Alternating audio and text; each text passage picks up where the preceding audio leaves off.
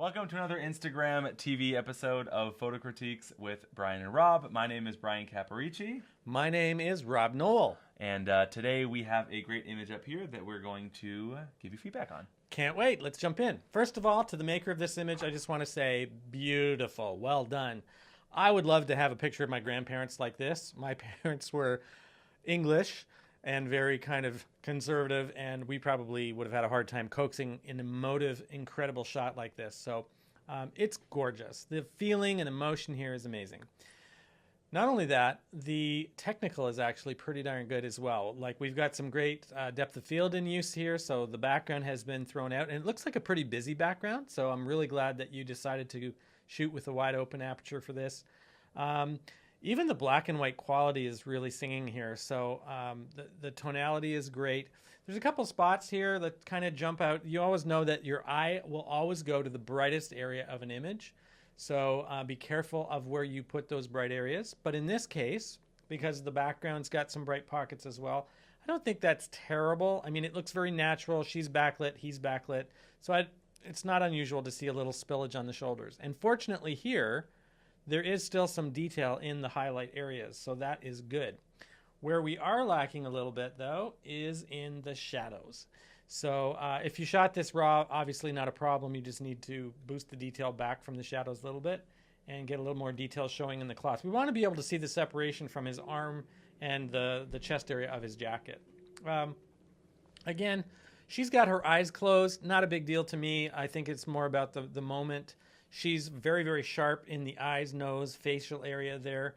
Actually very detailed in her clothing as well. So it just shows that the control of focus was very, very tight for the photographer's end. I do find them a little bit centered here, so I'm not sure I'd want to keep that cropping that you've got, and I'm sure Bryan will comment on that a little further too. The top cropping is excellent. You've gone right bold into his head, and that sort of keeps the focus where it's most important right here in my mind. So there's just so much about this image that I think is great, I love, and I love it for the right reasons. Bryan. Awesome. Yeah. I think I also want to comment to the photographer, this is a tricky lighting situation. I mean, shooting, it appears to me anyways to be, you know, bright sun, middle of the day type of thing, and you've got a great exposure on the couple's face. You're not blowing the background out too much, so good choice of background, good use of lens. You've got the light falling in the right areas, and I mean, yeah, you've got, you know, this sun coming in here and a little bit up here, but it's not enough to ruin the shot. I mean, you're dealing with difficult lighting situation, and you're working with it as best as you can, so kudos to you for that.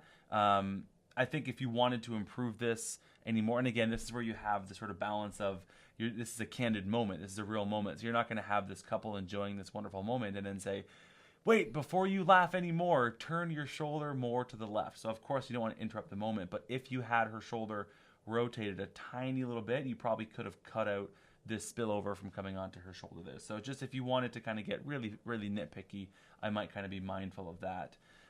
Something else that I think is in this shot, I love how hands can convey emotion in a photograph. And in this shot, you're kind of teasing us with like a little bit of the hands down here, but I know that this couple is holding hands because you've got his arm wrapping around here, his arm over here. They're probably holding hands in like a really cute embrace down here. I would love to see those hands. I think it would contribute to the intimacy that you're already capturing in over here. So if you could just kind of, you know, crop out a little bit, like Rob said, without ruining, I love the cropping up here on their heads. I wouldn't want to ruin that, but if you could just bring that out a tiny little bit and show some of the hands, I think it would just make this excellent image even more excellent. It can just, you know, hands can convey so much emotion in a photograph. The last thing is, you know, Rob talked about the blocking over here of the shadows, and I would agree, you know, we can bring that up a little bit in post, that's not an issue. I think even still though, you're going to have, this is the darkest part of the image right here, it becomes this big box, this big sort of like element of shadow right there. I think to address Rob's concern of it being, you know, a little bit too center composed, if you would have cropped it, you know, sort of in and around here, you would have avoided that giant, you know, boxy shadow look over here, and it would also bring the couple a little bit off center, enough to make it, I think, a little bit more pleasing compositionally. So I would just kind of make those small tweaks, and a lot of those you can make in post. the final comment that I want to make, Rob talked about sharpness and depth of field and things like that. I do love that we've got her tack sharp. I think it's really well done, nice depth of field. The only thing that bothers me just a tiny, and again, this is getting nitpicked. This is a great image. You've got his eyebrow like tack sharp. You've got his forehead tack sharp.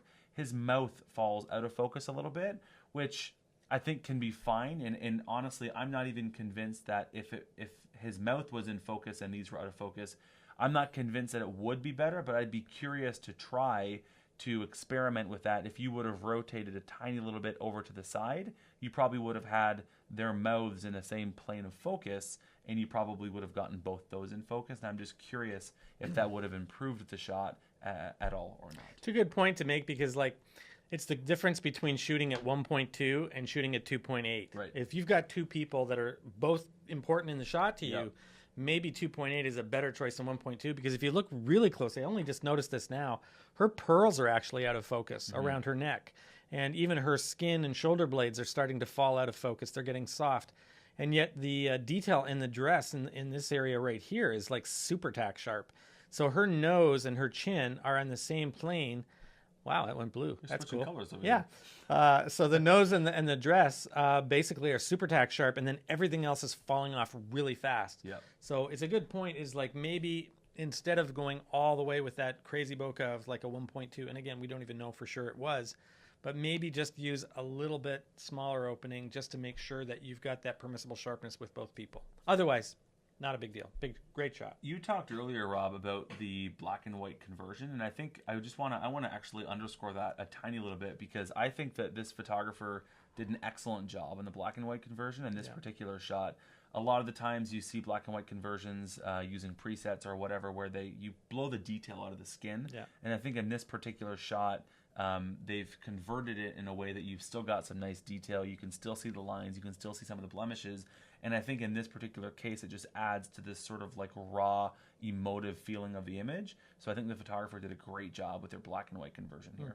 You know what I love about this shot is that it actually looks like a film photo. Yeah, it does. This looks like it was shot on, Pan-X or TX or some really good shot black and white film. And when you think about it, what's the point of having filters and presets that are supposed to emulate film simulations if they don't end up actually doing that job? And I think the point could be made that we have a whole generation of photographers that have actually never seen their work in print as a black and white image and don't necessarily even maybe know what makes a great black and white image. You should have sparkling whites, rich deep blacks, and good gray tonality in between. And too many of the sort of filters and presets that we have available today are kind of really muddying the images up quite a bit. So I think it'd be really a benefit to all of us as photographers to go back and study what makes great black and white photography. That's like a whole course in itself. Photography is one thing, but black and white photography is something else completely. And so if you really want to up your game, especially to get these kinds of shots, you should spend a little more time studying the work of great black and white photographers. Awesome. Thank you so much for submitting your image for this image critique. Thanks for watching, and we'll see you in the next episode.